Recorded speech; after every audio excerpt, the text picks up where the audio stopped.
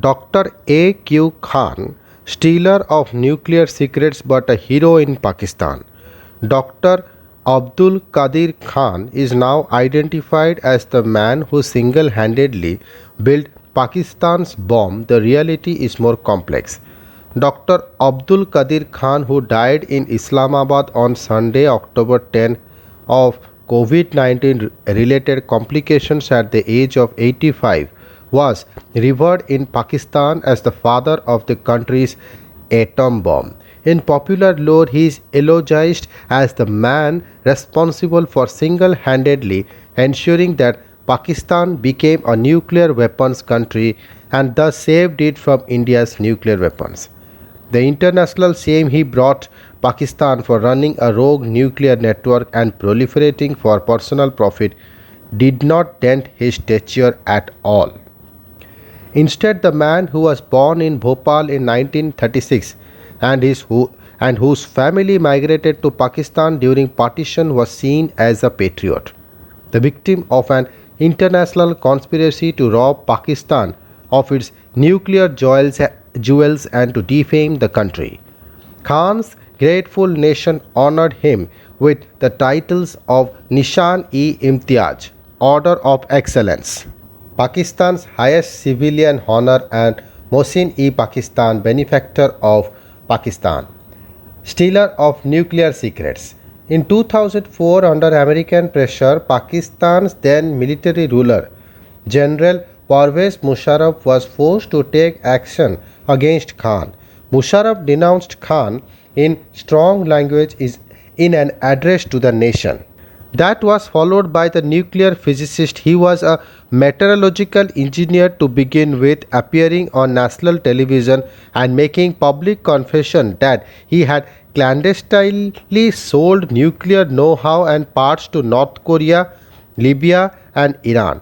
This dramatic event and his house arrest in Islamabad thereafter shocked and hurt the Pakistani street.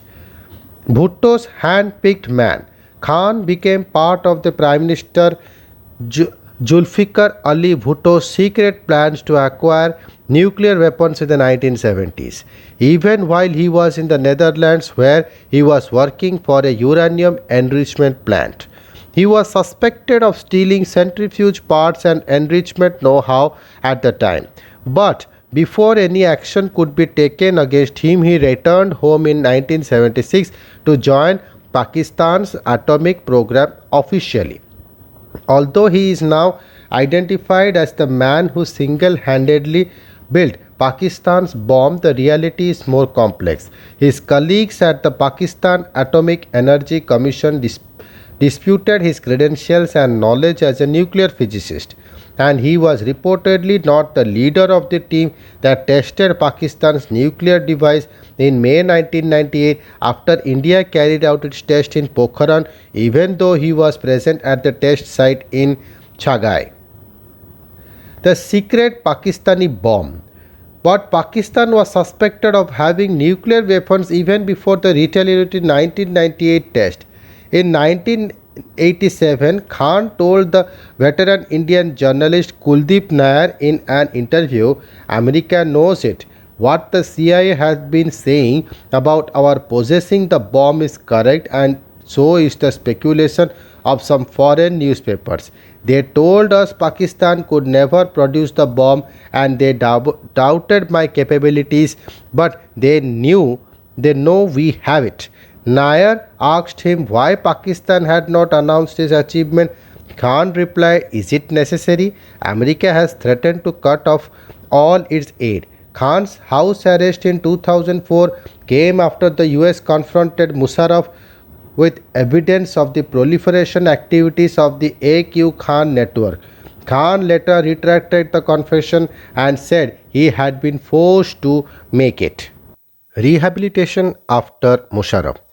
After President Musharraf stepped down in August 2008, the Bhopal-born Pakistan scientist petitioned the Islamabad High Court for his release. The Triple P government, which had been elected to power just months earlier, had already come under tremendous pressure to release him. In 2009, the court declared him a freed citizen. but only after it had brokered a secret agreement between him and the government. The court barred either side from making the details public. The details of the agreement were contained in a US diplomatic cable leaked by WikiLeaks in 2011. Under the agreement, Khan had agreed to a number of conditions, including not traveling outside Islamabad without informing the authorities well in advance, not traveling abroad, and submitting names of visitors to his home for vetting. The leaked cable reported that then Interior Secretary Kamal Shah had assuring the US ambassador then that the government of Pakistan retains full powers to ensure that Khans remain under tight control.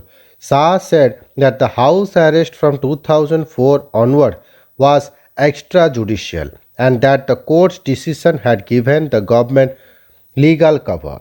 He expressed hope that the terms of the court decision would reassure the international community, especially the US, that Khan remained neutralized as a potential proliferation threat. Within minutes of becoming a freed citizen, Khan held an impromptu press conference outside his home in Islamabad E7 sector. He later took to writing a column in the Pakistani daily The News. Khan's final years. In 2019, Khan moved a fundamental right petition in the Supreme Court of Pakistan against the restrictions of his free travel across the country. During hearing earlier this year, counsel of Khan complained that he was not being allowed to meet his relatives and friends. The court asked the government to get a list of the people that Khan wanted to meet and to resolve the matter.